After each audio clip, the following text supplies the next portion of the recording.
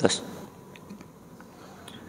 innal hamdalillah nahmaduhu wa nasta'inuhu wa nastaghfiruh wa na'udzu billahi minasyururi anfusina min sayyiati a'malina. Asyhadu an la ilaha illallah wahdahu la syarikalah wa asyhadu anna Muhammadan abduhu wa rasuluhu alladzi la nabiyya wa la rasula ba'dah. Allahumma shalli wa sallim wa barik ala Muhammad wa ala alihi wa sahbihi wa man tabi'ahum bi ihsan, amma ba'd. Halaman 241, halaman 241, nomor 580. Itu yang print out itu urutannya saja ya. Nanti dibahasnya udah beres baca hadis-hadis di Bulughul Maram. Hadis-hadis yang akan kita bahas ini terkait sholat jenazah. Hadis yang pertama 580 dari Ibnu Abbas radhiyallahu anhuma, sami'tun nabiyya sallallahu alaihi wasallam yaqul ma min rajulin muslimin yamutu, tidak ada seorang muslim pun yang meninggal, fayaqumu, lalu berdiri menyolatkan, ala janazatihi, atas jenazahnya, arba'una rajulan, 40 orang, la yusyrikuna billahi syai'an, yang 40 orang itu tidak menyekutukan Allah dengan sesuatu apapun, bersih dari musyrik, bersih dari syirik, betul-betul bertauhid, illa syafa'ahum, kecuali akan menjadikan mereka pemberi syafaat Allah fihi, pada sholat kepada orang itu ya. Rawahu Muslim. Syafaat itu kita tahu di ayat kursi, mangdalladzi yashfa'u indahu illa biidznih. Yang diberi izin syafaat itu adalah Nabi kita, Nabi Muhammad sallallahu alaihi wasallam. Juga kita umat Islam yang la yusyrikuna billahi syai'a. Kita umat Islam yang bertauhid, yang bersih dari syirik. Kita bisa menjadi pemberi pemohon ya, pemohon syafaat. Nanti Allah memberikan izin kepada kita dan kita memberikan syafaat untuk orang-orang yang kita inginkan. Salah satunya adalah lewat sholat jenazah. Ini PR bagi kita semua, agar ketika kita meninggal ada 40 jamaah masjid yang mensolatkan kita. 40 jamaah masjid, meski di sininya tidak menyekutukan Allah dengan sesuatu apapun, itu fikih saya, karena mereka yang bersih dari syirik itu ahli-ahli masjid, ahli-ahli pengajiannya ya. Dan kita ahli pengajian pasti akan seperti Nabi Sallallahu Alaihi Wasallam. Tidak sembarang orang yang kita doakan ya, kita sholatkan. Nabi Sallallahu Alaihi Wasallam saja pilih-pilih orang-orang yang memang pelaku dosa besar, Nabi gak mau menyolatkan meski tidak haram.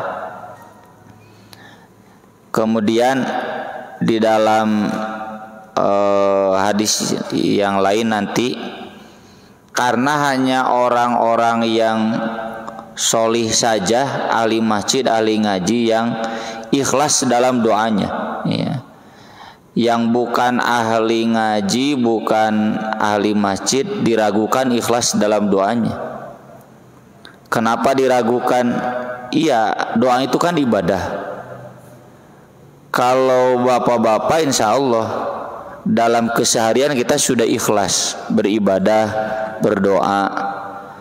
Tapi kalau yang bukan ahli ngaji mungkin sehari tahun, tapi sesudah itu nya karena sedang berkabung daek salat daek ngaji beres mah kamaotan nya bulu cuneuy we gitu ya. Jauh lagi dari masjid, jadi keikhlasannya kurang. Jadi hanya ahli-ahli masjid yang insya Allah ya ikhlas di dalam mendoakan. Mudah-mudahan ya jamaah di Baitur Rahmah ini sudah ada 40 Pak Haji ya, udah lebih ya. Ini PR bagi setiap masjid agar minimal ada 40 jamaah masjid ya, yang nanti ketika ada yang meninggal salah satunya didoakan oleh 40 orang yang solih itu. Dan gak sembarangan orang berdoa bisa diterima oleh Allah, hanya orang-orang yang spesial yang doanya diterima oleh Allah. Dan 40 orang ini kalau sampai 40 itu otomatis memberikan syafaat buat jenazahnya. Apa syafaat itu? Syafaat itu puncaknya masuk surga langsung tanpa dihisab, tanpa disiksa. Dihisab wae henteu kamu disiksa.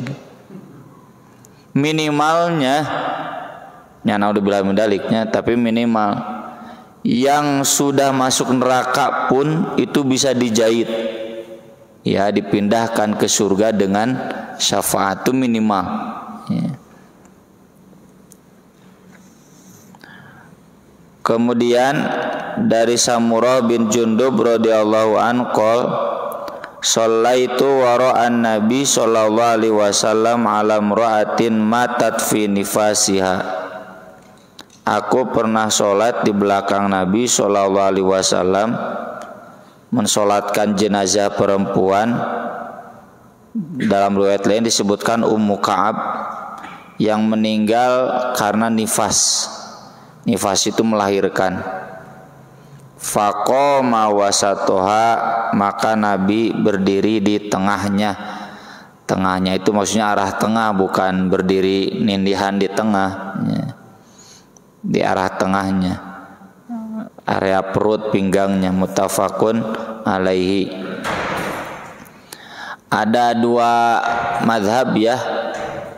Kalau madhab Ibnu Hajar sendiri, beliau hanya menuliskan hadis ini karena hadis yang membedakan jenazah lelaki dan perempuan yang dari Ibnu Abbas, kalau lelaki sebelah kepala, kalau perempuan sebelah tengah, itu kata Ibnu Hajar dhaif.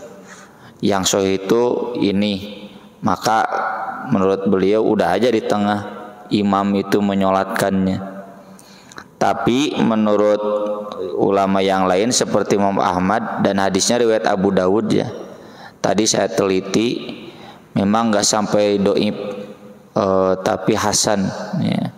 Jadi bisa dipakai. Lelaki berdirinya kita di sebelah kepala imam itu, kalau perempuan berdirinya di sebelah perut ya. Dua-duanya bisa dipakai ya. Jadi kalau ada imam yang di tengah lalu kita, maaf Ustaz, bukankah ini lelaki di kepala? Cek Ustaz, saya madhab di tengah, udah tuh kudu pas saya. Tapi kalau misalkan oh iya ya udah gitu, yang imamnya oh ya mau mengakomodir pendapat yang berdirinya di kepala, silahkan. Karena ini perbedaannya tipis ya antara yang menilai dhaif atau tidak. Kemudian di Riyadhus Shalihin ada ya hadisnya, dan saya juga mengajarkan demikian, bahwa di riwayat lain itu 40 orang, dalam riwayat lain 3 saf.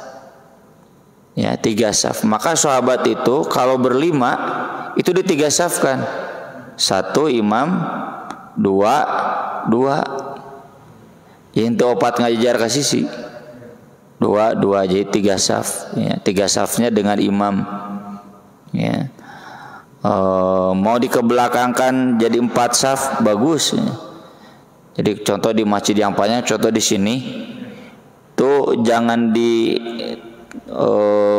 paratkeun enggak seperti sholat berjamaah pada umumnya. Kalau sholat berjamaah kan harus dahulukan yang depan penuh. Kalau sholat jenazah memprioritaskan 3 saf. Jadi yang panjang 1 saf lebih baik di 3 safkan. Dengan imam mau dihitung boleh, tidak juga nggak apa-apa. Ya. Itu ada hadisnya dan sahabat mengamalkan demikian.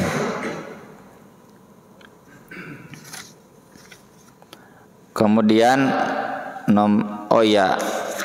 tadi juga catatannya, meskipun perempuan yang nifas itu hidupnya tidak wajib sholat, bukan haram sholat, tapi kalau sudah jadi jenazah tetap disolatkan. Kemudian an Aisyah radhiyallahu anha qalat, wallahi demi Allah, laqad shalla Rasulullah sallallahu alaihi wasallam, sungguh Rasulullah sallallahu alaihi wasallam mensolatkan ala banai, bukan baido ya, naido.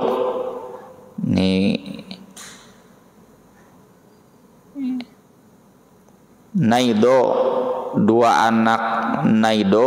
Naido ini panggilan dari Da'ad, ya, seorang perempuan. Putranya 2 orang itu Sahal dan Suhail. Ya, ada keterangan di footnote. Fil masjid, di masjid. Sahal dan Suhail ini yang mencabut surat SK di dinding Ka'bah tentang boikot untuk Bani Hashim. Dulu kan Bani Hashim diboikot oleh semua penduduk Makkah. Bani Hashim harus memaksa Muhammad menghentikan dakwahnya. Kalau tidak diboikot, tidak boleh dagang dan tidak boleh beli.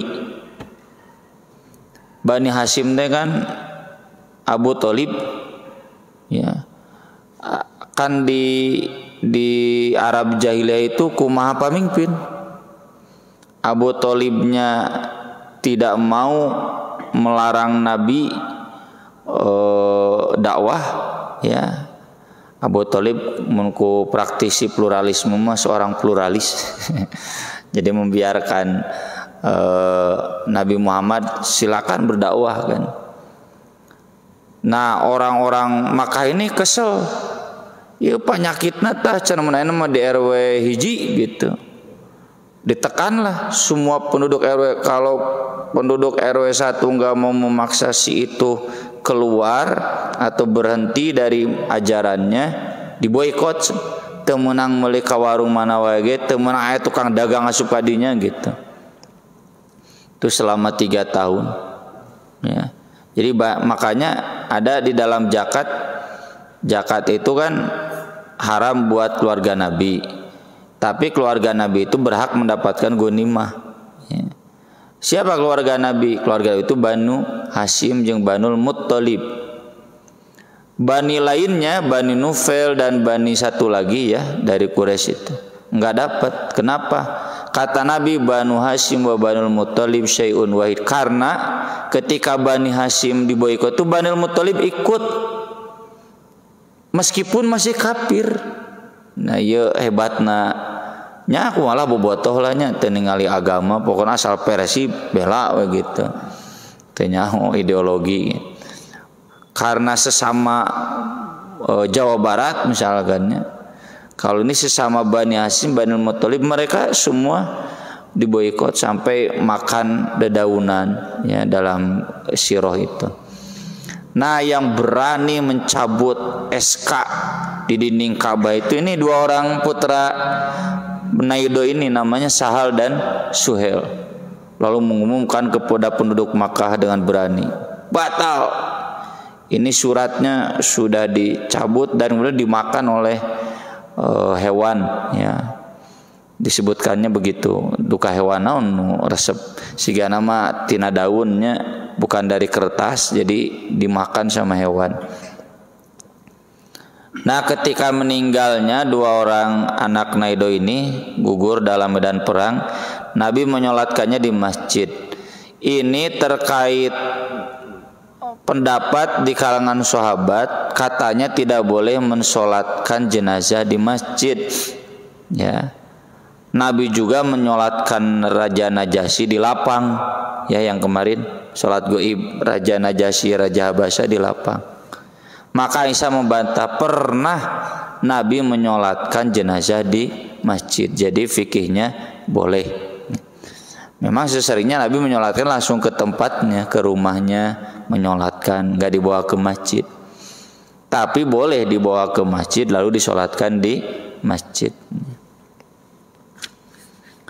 Kemudian Abdurrahman bin Abi Layla qala kana Zaid bin Arqam yukabbiru ala janaizina arba'an. Zaid bin Arqam bertakbir untuk jenazah di antara kami itu 4 kali. Wa innahu kabbaru ala janazatin khumsan. Pernah juga dia takbirnya 5 kali. Fasa'altuhu, aku bertanya kepada Zaid, kata Abdurrahman. Faqala, kata Zaid bin Arqam, kana Rasulullah sallallahu alaihi wasallam yukabbiruha. Rasulullah sallallahu alaihi wasallam juga pernah bertakbir 5 kali. Ya, jadi boleh 4 kali, boleh 5 kali berdasarkan hadis ini. Kemudian dari Ali radhiyallahu annahu kabbaru ala Sahl bin Hunayfin sittan. Pernah sholat jenazah 6 kali takbir kepada Sahal bin Hunayf. Lalu ketika ditanya kenapa 6 kali takbirnya, kata Ali, innahu badriyun, karena dia dulu sahabatnya ikut perang Badar. Ya. Ini dalam hadis-hadis itu banyak Pak ya, riwayat tentang takbir jenazah itu. Ada 3, 4, 5, 6. Semuanya hadisnya sahih. Tapi, nah ini bagusnya, ada ijma. Karena sejak Najasyi meninggal, kemudian kesininya Nabi selalu 4, maka para ulama sepakat, para sahabat sepakat bahwa takbir jenazah itu 4. Gitu. Jadi ini mah ijma unik ya di dalam Islam, kesepakatan bahwa takbir jenazah itu adalah 4, merujuk amal Nabi yang terakhir dan terus kesininya. Cuma seandainya ada yang ngotot mau 5, 6 ya nggak apa-apa. Bapak yang 4 udah aja salam gitu. Ya. Kalau ada yang 5, 6 tadi telah tekudu paseanya piraku aya nu maot pasea gitu. Cuma kita jelaskan kenapa 4 ini sudah ijma. Nabi SAW di saat-saat terakhir dari kehidupannya kalau sholat jenazah itu selalu 4. Ini yang dijadikan fikih oleh para ulama ijma, berarti ambil yang terakhir yaitu 4 kali takbir. Wan Jabirin radhiyallahu an qala kana Rasulullah sallallahu alaihi wasallam yukabbiru ala janaizina arba'an. Rasulullah sallallahu alaihi wasallam bertakbir untuk salat jenazah di antara kami arba'an 4 kali, wa yaqra'u dan membaca bi Fatihatil kitab fit takbiratil ula. Al-Fatihah pada takbir yang pertama. Ini riwayat Syafi'i tapi dhaif. Meski demikian dikuatkan di hadis berikutnya dari Tolha bin Abdullah bin Auf qala shallaitu khalfa bin Abbas ala janazah. Aku pernah sholat di belakang Ibnu Abbas sholat jenazah. Faqara'a Fatihatal kitab, lalu ia membaca surat Al-Fatihah. Faqala, lalu ia mengatakan lita'lamu annaha sunnatun, agar kalian tahu bahwa ini adalah sunnah. Sunnahnya takbir yang pertama itu baca Al-Fatihah.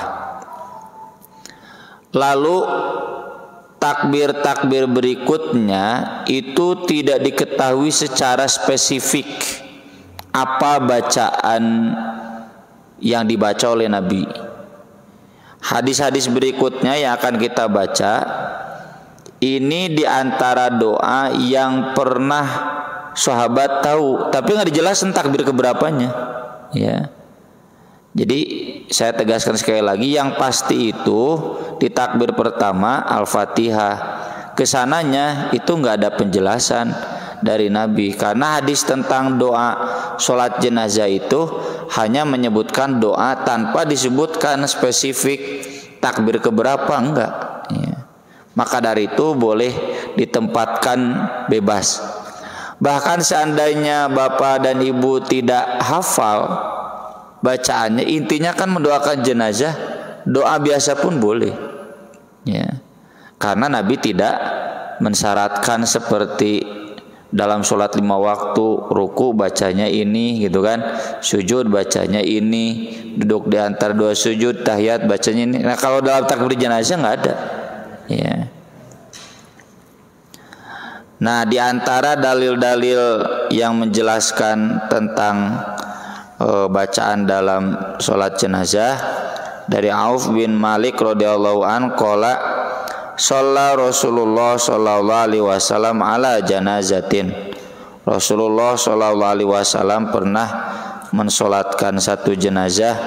Fahafidtu min du'aihi, aku masih ingat doanya, tapi nggak disebutkan ini takbir keberapa.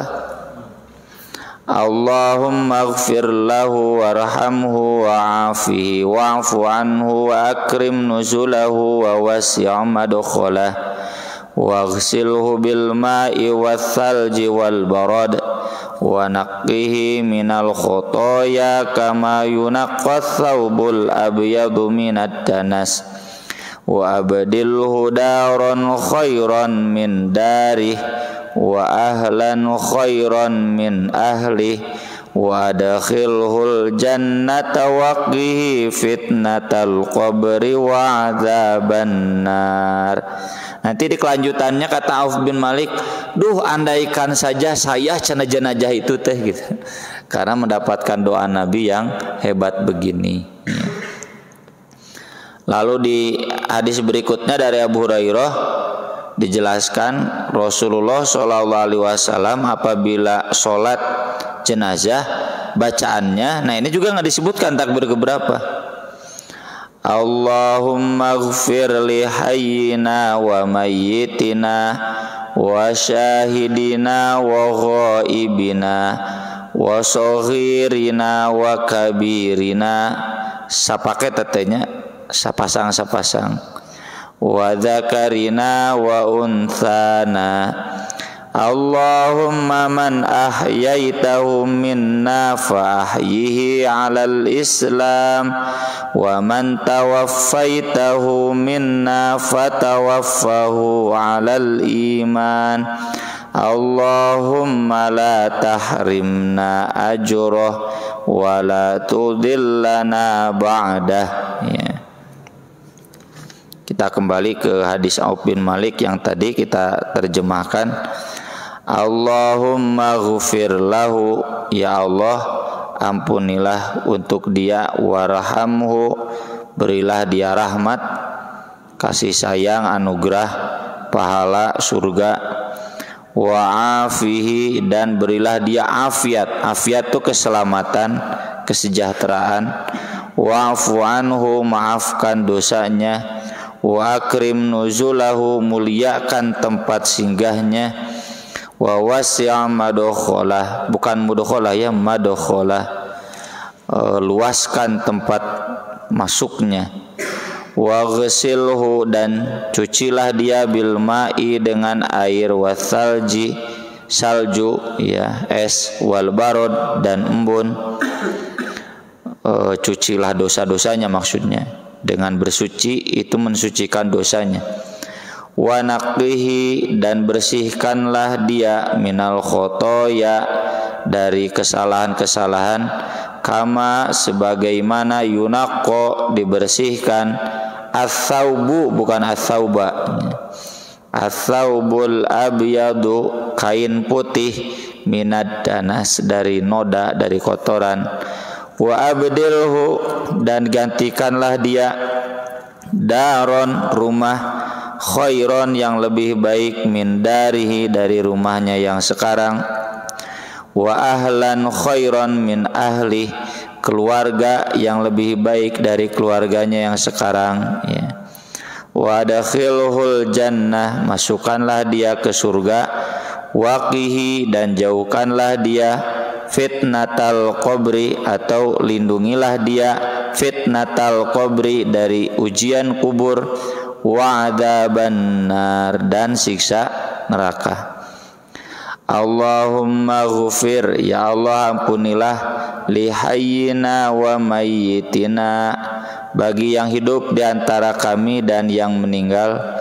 Wa syahidina wa ghaibina, yang hadir atau yang tidak hadir. Wa shaghirina wa kabirina, yang anak kecil atau sudah dewasa. Wa dzakarina wa unthana, laki-laki atau perempuan. Allahumma, ya Allah, man ahyaitahu minna, siapa yang kau hidupkan di antara kami, fa ahyihi alal Islam, hidupkanlah dia dalam Islam. Wa man tawaffaitahu minna, siapa yang kau wafatkan dia di antara kami, fatawaffahu, wafatkanlah dia alal iman, dalam keimanan. Allahumma, ya Allah, la tahrimna, jangan kau haramkan kami, ajrohu, dari pahalanya, pahala ibadah, pahala semuanya kebaikan. Wala tudillana, dan janganlah kau menyesatkan kami, ba'dahu, sesudahnya. Nah, ini doa-doa yang sahih, ya. Kemudian di hadis berikutnya, ini hadis terakhir tentang sholat jenazah. Wa anhu, masih dari Abu Hurairah, anna Nabiyya sallallahu alaihi wasallam maqal, Nabi sallallahu alaihi wasallam bersabda, idza shallaitum, jika kalian sholat, alal mayyit, atas mayit, fa akhlisu, maka ikhlaskanlah, lahu, untuknya, ad-du'a, doa. Nah, ini yang pokoknya. Jadi sholat jenazah itu bagi bapak-bapak yang tidak hafal bacaan yang Nabi ajarkan tadi, maka cukup mengikhlaskan doa untuk jenazah. Nah, di fotokopian bapak-bapak itu urutan takbir berdasarkan rekomendasi Imam An-Nawawi. Imam An-Nawawi ini perumus madhab Syafi'i, ya. Pan madhab Syafi'i itu menyebar banyak kaul-kaul, lain kaul, wajhun. Ini Imam Syafi'i gini, maksudnya, wah, ku Imam An-Nawawi itu ditarjih, semua dirapihkan madhab Syafi'i. Makanya fikih madhab Syafi'i rujukannya Imam An-Nawawi. Imam An-Nawawi itu yang nulis Riyadhus Shalihin, ya. Maha gurunya Ibnu Hajar Al-Asqalani, yang nulis Bulughul Maram ini. Jadi beliau merekomendasikan begini: takbir pertama untuk Allah, Al-Fatihah. Takbir kedua untuk Nabi, sholawat, karena di riwayat lain ada disebutkan sholawat. Takbir ketiga untuk umat Islam secara keseluruhan, yang itu yang lihayyina wa mayyitina, ya. Takbir ketiga untuk jenazah, Allahumma ighfir lahu warhamhu, dan boleh ditambah, ya. Ada riwayat lain, nggak ada di buku lama, takbir keempat itu, Pak, ya. Bahkan para ulama merekomendasikan, jadi kan tadi mengikhlaskan doa untuk jenazah, lama beres salam. Ditanya kenapa Anda lama, Nabi juga begini, ya. Jadi takbir keempatnya lama, ya. Itu artinya doanya bisa ditambah, ya. Kita baca bareng, Pak, di fotokopian, di print out. Saya satu kali, bapak-bapak satu kali, lalu nanti kita bareng-bareng. Ini pertama doa ketika melawat jenazah, ya, yang kemarin hadis Abu Salamah itu. Allahumma ghufir lahu, warfa' darajatahu fil mahdiyyin,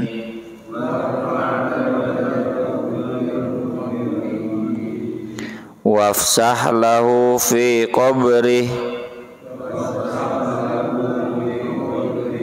wa nawwir lahu fihi wa akhlufhu fi aqibih.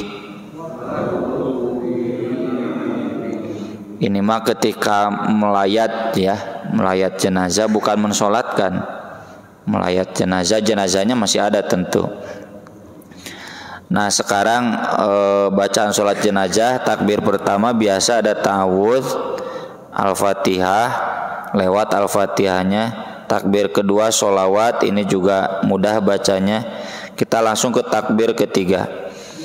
Allahumma ighfir li hayyina wa mayyitina. Mangga.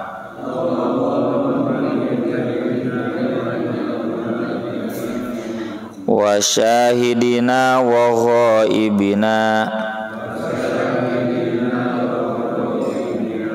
wa saghirina wa kabirina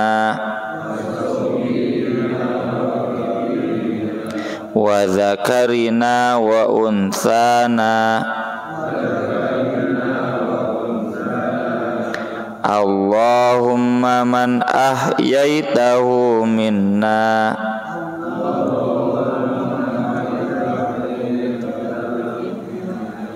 fa ahyihi 'alal Islam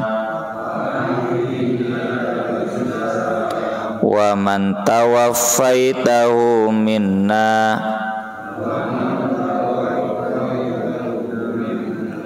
fatawaffahu 'alal iman. Allahumma la tahrimna ajrah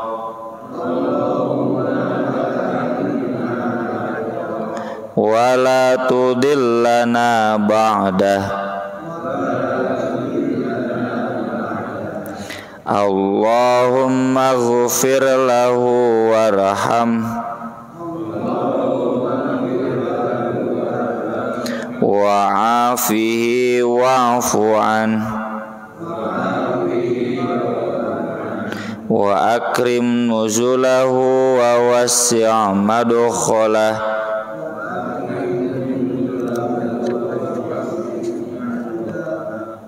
Ini juga mudkhalah ya. Berarti ini asli dari kitabnya. Ada yang baca madkhalah, ada baca mudkhalah, dua-duanya boleh. Wa ghasilhu bil ma'i wath-thalji wal barad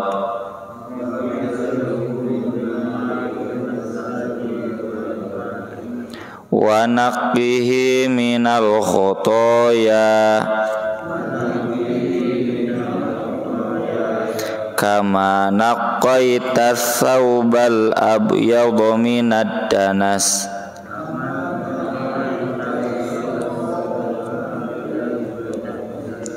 Wa abdilhu daran khairan min darih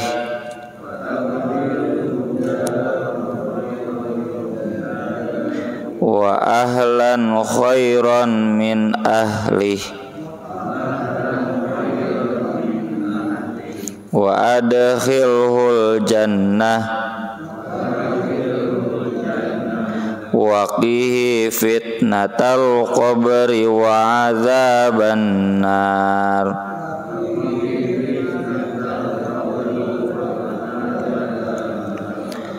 Kita ulang bareng dari doa melawat jenazah. Mengastu 2 3. Allahumma ghfir lahu warfa' darajatahu fil mahdiyyin wafsah lahu fi qabri wa nawwir lahu fi wa akhlufhu fi aqibih. Baca semua Al-Fatihahnya.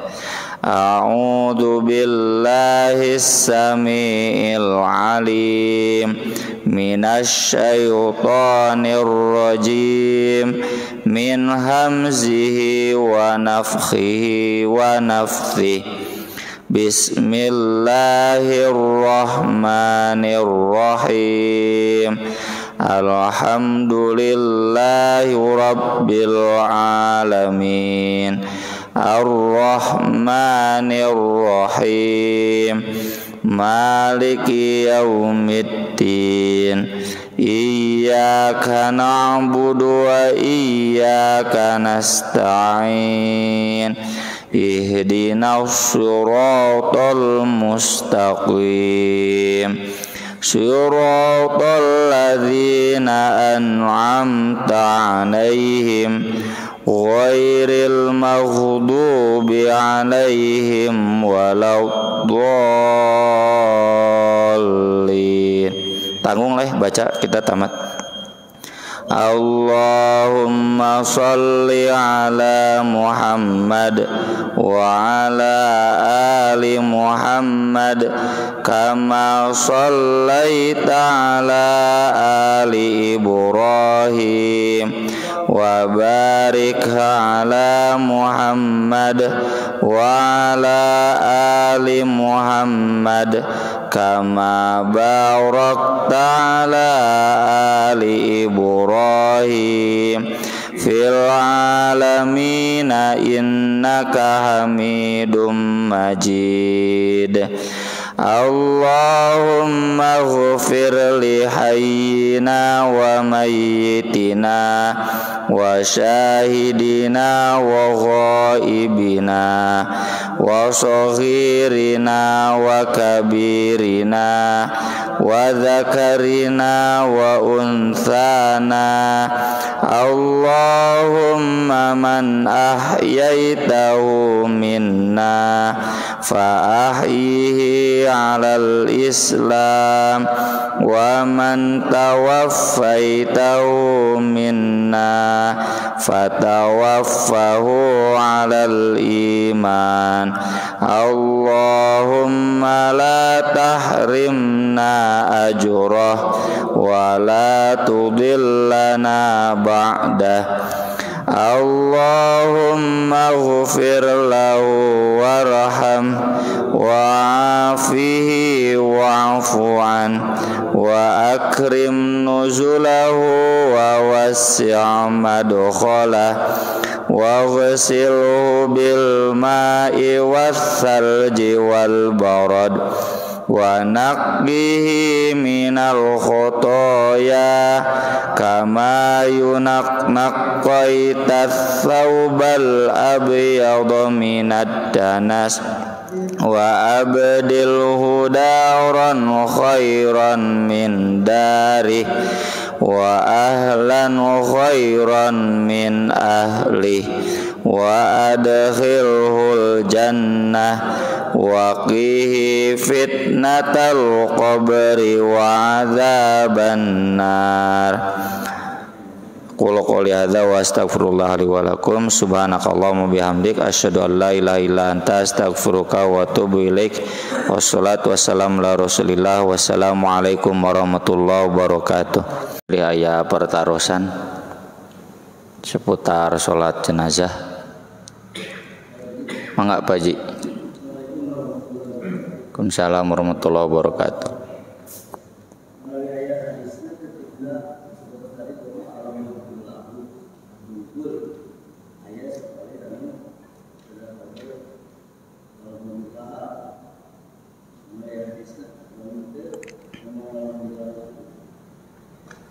Ya, sebaiknya kita ikut saja yang ada di hadis, karena al-maghfir lahu itu ke al-mayyit, ya, lafad al-mayyit, domir itu kan tidak kembali selalu ke orang, tapi ke lafad al-mayyit itu memang mudakar, mau mayitnya laki-laki mau mayitnya perempuan.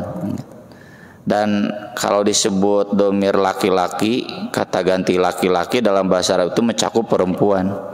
Kayak assalamualaikum kan nggak usah diganti dengan assalamualaikunna, nggak usah. Jadi kita bapak ketemu dengan ibu-ibu kan assalamualaikum, nggak usah diganti assalamualaikunna, nggak usah. Atau saya assalamualaikum. Memang ada ya yang saya tahu ganti domir ya, mungkin itu ijtihad beliau-beliau, cuma setahu saya lebih baik kita pakai sesuai yang ada di hadis. Enggak. Ustaz, bagaimana yang disyariatkan atau disunahkan ketika sebelum menyolatkan jenazah dan setelah menyolatkan? Apakah sebelum menyolatkan itu harus ada diumumkan dahulu atau misalkan seperti apa, dan bagaimana setelah sholat selesai dilaksanakan? Apakah ada berdoa lagi atau seperti apa? Ya, sebelum sholat jenazah tidak ada sunnah-sunnah tertentu. Paling ada dalam bab utang ya. Nabi nanya dulu, ini punya utang tidak? Kalau disebutkan punya, Nabi tanya siapa yang menanggungnya. Kalau disebutkan ada yang menanggungnya, Nabi menyolatkan. Kalau belum, pastikan dulu siapa yang menanggungnya. Nabi belum menyolatkan. Tapi itu di masa awal. Di masa akhir menjelang beliau wafat, beliau nggak nanya lagi. Ketika dikonfirmasi, Nabi nggak tanya dulu utangnya. Kata Nabi, seandainya dia punya utang, saya yang akan membayarnya. Saya di sana, para ulama lebih cenderung ke saya sebagai pemimpin, ya. Jadi tanggung jawab pemerintah bukan tibalik utang pemerintah dibayar ku rakyat. Kudu nage utang rakyat dibayar ku pemerintah, ya. Ini mun rame ngabahas fikih tentang utang negara. Bayi yang baru lahir saja terkena beban utang 100 juta sekian gitu. Ya. Bayi saya dulu baru lahir ngunah wae orok urang kakara lahir terbebani utang. Nggak ada dalam fikih utang di dalam Islam, utang negara ditanggung oleh rakyat saha nu ngahutangnya seorang teu nyaho nanaon. Yang ada justru terbalik, utang rakyat ditanggung oleh pemerintah. Dan utang negara itu kan 70%-nya bukan utang pemerintah, utang pengusaha, ya kan, memang atas nama pemerintah, BUMN dan lain sebagainya gitu. Nah itu jadi sunnah bukan sunnah ya. Ini sudah jadi bukan sunnah lagi. Pokoknya ada yang memastikan siapa yang bayar utang, ya. Atau kalaupun tidak ditanya sebelumnya, nanti kan sesudahnya bisa. Karena di syariat yang terakhirnya Nabi udah nggak peduli lagi mau ini punya utang tidak punya utang, Nabi sholatkan. Seandainya masih punya utang dibayar ku negara gitu. Jadi kalau dalam konteks DKM sholatkan we. Kalau memang dia punya utang, DKM ikut bertanggung jawab kalau memang dia jamaah masjid, ya, sebagai bentuk ta'awun 'alal birri wat taqwa. Lalu sesudahnya juga tidak ada sunah-sunah. Ada doa tuh enggak ada. Ini sudah doa dalam sholat itu, ya. Enggak ada doa tertentu atau apanya kata sambutan, enggak ada. Yang Nabi contohkan itu yang terbaik. Cuma memang ya, saya pernah menghadiri sholat jenazah tetangga saya. Dipimpinnya kebetulan kan di kami mau jenazahnya dari mazhab A, mazhab B juga ikut, atau dari mazhab B kita juga ikut, campur ya gitu. Kan memang imamna ieu kieu gayana gitu. Kalau imamnya saya, tapi di situ aksan itu belas Ustaz. Itu cetu Ustazna itu. Ku Ustaz ngarah teres. Jadi dalam sholat jenazah atau dalam pemakaman geus ku Ustaz ngarah teres. Ku itu melila. Jadi aya lucuna gitu nya pengurus RW.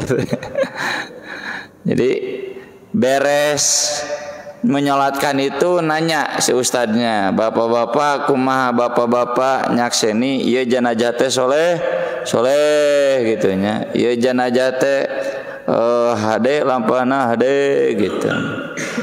Nah beres itu saya ditanya, Ustaz cenah anu tadi aya dalilna henteu gitu. Aya dalil nama tapi bukan diamalkan seperti itu, ya. Dalilnya itu ketika di pagi hari ada yang meninggal, lalu para sahabat spontan membicarakan kebaikannya. Kata Umar bin Khattab, wajabat. Siang harinya ada yang meninggal lagi, para sahabat spontan membicarakan kejelekannya. Kata Umar, wajabat, pasti wajabat. Nanya sahabat, kenapakah Anda cenah bilang wajabat? Dulu kata Umar, Nabi SAW ketika di satu pagi ada yang meninggal, sahabat spontan menyebutkan kebaikannya. Kata Nabi, wajabat, pasti dia orang baik dan akan berakhir dengan kebaikan. Lalu siang harinya ada yang meninggal, sebuah sahabat spontan tidak direkayasa, ya, membicarakan kejelekannya, bukan ghibah, atau spontan merefleks, ya. Maka kemudian Nabi pun menjabat wajabat. Apa Nabi maksud wajabat? Kata Nabi, antum syuhadaullah fil ad. Kamu itu saksi-saksi Allah di muka bumi. Kalau kamu bersaksi kebaikan, pasti baik. Kalau kalian bersaksi kejelekan, pasti jelek, gitu. Itu hadisnya, tapi kan bukan berarti harus ditanyakan sesudah sholat jenazah. Dan kalau ditanyakan, tak mau mungkin, mau bapak, iya jenazah teh soleh, entuh mau mungkin gitu. Nyinggung ke jenazah, nanya nyinggung ke keluarga jenazah. Bisa-bisa jenazahna hudang deui. Jadi itu mah spontan saja, ya, nggak usah direkayasa, nggak usah formalitas, spontan saja. Jadi kita kan mengalami, ya, kalau ada yang meninggal, para tetangga membicarakan kebaikan, itu otomatis dia orang baik. Tapi spontan membicarakan kejelekan, otomatis dia orang jelek, itu saja, ya. Selebihnya dari itu nggak ada. Ya kalau misalkan ada ramah tamah, ya istilahnya serah terima dari DKI menyamanggawe, dan itu bukan sunnah, ya. Adab komunikasi saja, ya. Yang lain, mangga baju. Ini saya pernah juga terjadi sholat jenazah yang sama sampai 2 kali, karena ketika saya datang saya sholatkan, tapi ternyata sebelum ke makam dibawa ke masjid dan sholatkan lagi. Itu lebih baik atau jalan. Setahu saya cukup 1 kali saja Pak Haji. Jadi nggak usah 2 kali, cukup aja 1 kali. Kecuali kalau kasusnya kayak Eril kemarin, ya, karena di masa awal jenazahnya goib, ya, MUI mengeluarkan fatwa sholat goib, kita sholat goib, ya. Ternyata jenazahnya ditemukan, karena kan peluang ditemukan jenazahnya kecil kan, ternyata ditemukan, lalu dibawa Pak Haji teh dionang di Pak Ridwan Kamil teh ka Gedung Pakuan menyolatkan lagi boleh, ya. Tapi kalau tadi sholat jenazah, yang kedua sholat jenazah nggak perlu. Kalau saya menyebutkan bid'ah juga nggak berani, ya. Cuma nggak perlu saja, sunnahnya cukup 1 kali. Mangga. Pernah di suatu tempat ada mayat yang meninggal karena bunuh diri. Sebagian ada yang tidak mau menjalankan, tapi ada juga yang menjalankan. Kemudian juga mayat yang meninggal sedang bermaksiat, atau karena overdosis narkoba, minum khamar, atau maksiat-maksiat lain. Nah itu bagaimana seharusnya sikap kita? Iya. Pelaku dosa besar itu Nabi SAW tidak mau menyolatkannya. Peminum khamar, yang bunuh diri, dan yang menggelapkan uang ghanimah. Nabi ketiga jenazah itu dalam 3 kasus yang berbeda kamu menyolatkan. Tapi tidak haram, kata Nabi, shollu ala sohibikum, silahkan kalau mau disolatkan, cuma saya enggak, gitu. Jadi bapak boleh tidak menyolatkan, status menyolatkannya sudah tidak wajib. Tidak berlaku dalil siapa yang menyolatkan dapat 1 qiraat, nggak berlaku buat pelaku maksiat, ya. Jadi saya pribadi kalebar-lebar nyolatkeun da moal ikhlas ngadoana ge gitu. Kalau saya pribadi. Jadi kalau kakak saya kan RT, tahu ada yang meninggal, saya ngobrol dengan jamaah, sahanu ngantunkeun teh, si anu. Saya tanya sok sholat tara. Oh sok ceda jamaah masjid anu, ayo nyolatkeun gitu. Semua alhamdulillah toleransinya sudah sangat tinggi lah di daerah situ Aksan itu. Mau yang jamaah masjid sebelah beda mazhab, asal tahu diumumkan ngabring. Ya, ibu mertua saya saja ketika wafat semua ngabring, di jamaah-jamaah tetangga juga. Tapi kalau saya tanya sok sholat tara, duka tuh cenah ada lain ahli masjid, terus teka tingali keluargana di Tarariung, duka Jumatan di mana gitu. Geus lah teu kudu nyolatkeun, lebar nyolatkeun ge cenah gitu. Karena kalau orang Islam kelihatan ya, tukang sholat kelihatan. Minimal kan Jumatan ke masjid ya. Mun eta henteu lah geus lah lebar nyolatkeun ge cenah gitu. Silakan kalau oleh keluarganya. Atau saya juga pernah dengan bapak saya memandikan jenazah salah seorang kerabat kami agak jauh. Cuma begitu ya, bahasa kasar nama tukang parab jurig cenah gitu. Tukang rampe Pak. Dan memang setahu kami enggak bertobat gitu ya. Tapi memang ya, tukang begitu teh kan aya memang masih sholat cuma belum tahu. Ini mah memang tara we. Karena silsilahnya punten PKI. Ya, PKI. Beres memandikan bapak saya ngalieu ka abdi. Dek nyolatkeun moal. Bapak nyolatkeun moal. Bapak nasi eta wae bapak cenah baheula teu disolatkeun. Ayolah baliklah. Udah memandikan dan mengkapani pulang aja. Karena memang kita tahu ya itu ideologi PKI-nya masih kuat. Ideologi PKI masih kuat, anti sholat. Ya. Bahwa ketika tara Jumatan, tara iya gitu. Makanya ya kita begitu saja. Jadi nggak wajib. Ada lagi? Mangga.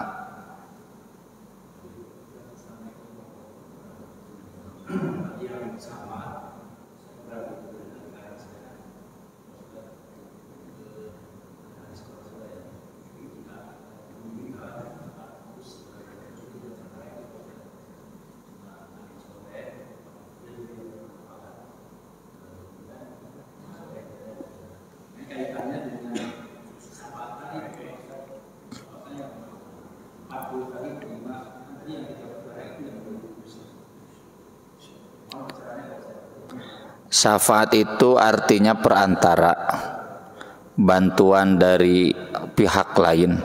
Ya. Kalau yang 3 tadi yang Pak Haji tanyakan itu amal Pak Haji. Ilmu yang bermanfaat yang Pak Haji ajarkan ke keluarga, lalu diamalkan oleh keluarga. Di antaranya kalau dalam kematian Pak Haji mengajarkan kalau saya meninggal tong aya nu ceurik. Kalau diamalkan manfaat mengalir. Kemudian diajarkan lagi nanti ke anak cucu terus mengalir. Yang kedua sedekah jariyah amal Pak Haji kan. Nyumbang ke masjid, masjidnya kan sampai hari kiamat insyaallah nih Baitur Rahman nih. Berarti terus mengalir. Yang ketiga anak solih juga kan hasil jerih payah Pak Haji. Menang molototan baheula teh menang ngajiwir budak teh ngarasa ngaji gitu. Kalau ini mah syafaat itu bantuan dari pihak ketiga ya. Di antaranya dari orang-orang yang mensolatkan jenazah. Bantuan dari Nabi SAW, bantuan dari sesama jemaah masjid, itu syafaat. Dan pernah saya tulis panjang lebar di 7 edisi ya di Buletin At-Taubah. Di website juga ada, diketik saja. Syafaat diketiknya jangan syafaat karena curoknya teka baca di search engine. Jadi tulisnya syafa, nanti keluar tulisan-tulisan tentang syafaat yang kalau disimpulkan tadi puncaknya itu kita tidak akan dihisab apalagi disiksa, langsung masuk surga. Ya. yang paling minimal sesudah di neraka dijahit ke surga. Itu paling minimal syafaat itu. Ada lagi? Cukup? Mangga Pak Haji. Pada seueur ge mangga. Saya lihat kalau yang ketika assalamualaikum ada yang dia assalamualaikum tangan satu kemudian yang mana yang benar yang masih begini. Kan kita juga ketika tahiyat nggak begini, ya. Assalamualaikum tetap posisinya di sini kan, tidak berubah. Ya, jadi jangan dulu berubah. Ketika salam kan kita nggak begini. Assalamualaikum enggak kan? Assalamualaikum enggak. Ya, jadi posisi tangan tetap di tempat semula, ya. Sampai beres baru dilepas. Ya baik, cukup, terima kasih. Insya Allah nanti kita sambung di pembahasan berikutnya seputar mengantarkan jenazah sampai menguburkan, ya, dan berdoa sesudahnya. Aku qouli hadza wa astaghfirullah li wa lakum subhanakallahumma bihamdik asyhadu an la ilaha illa anta astaghfiruka wa atubu ilaik. Wassalatu wassalamu ala Rasulillah. Wassalamu alaikum warahmatullahi wabarakatuh.